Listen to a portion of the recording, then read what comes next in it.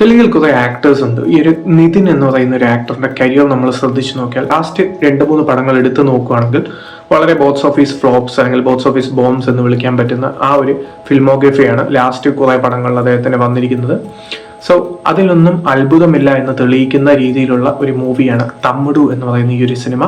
കാരണം അങ്ങനെയുള്ള റോക്കറ്റ് സ്ക്രിപ്റ്റാണ് നിതിൻ എപ്പോഴും സെലക്ട് ചെയ്യുന്നത്. ഇവിടെയും അതിൽ ഒരു പതിവും തെറ്റിച്ചിട്ടില്ല എന്നുള്ളതാണ് ഈ ഒരു സിനിമയുടെ ഹൈലൈറ്റ്.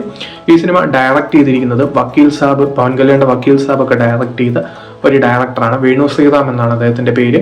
വക്കീൽ സാബ് പിങ്കിന്റെ ഒരു ഏറ്റവും വർക്കൗട്ട് ആവാത്ത ഒരു റീമേക്ക് ആയിരുന്നു. ഒരു ഫൈറ്റ് പോലും ഇല്ലാത്ത ആ ഒരു സിനിമയിൽ ഒരു ഫൈറ്റ് ആഡ് ചെയ്തൊരു റീമേക്ക് ആയിരുന്നു തമിഴിൽ വന്നത്, അജിത്ത് ചെയ്തത്. അത് അത്യാവശ്യം ഇമ്പാക്ട് ഉണ്ടാക്കുന്ന ഒരു റീമേക്ക് ആയിരുന്നു. പക്ഷെ തെലുങ്കിൽ വന്നപ്പോൾ 4 ഫൈറ്റുമായി കുറെ ഒരു ഇമോഷണൽ സ്റ്റോറിയൊക്കെ ആയി പിന്നെ അങ്ങനെ ഒരു രീതിയിൽ പോയ റീമേക്കാണ്.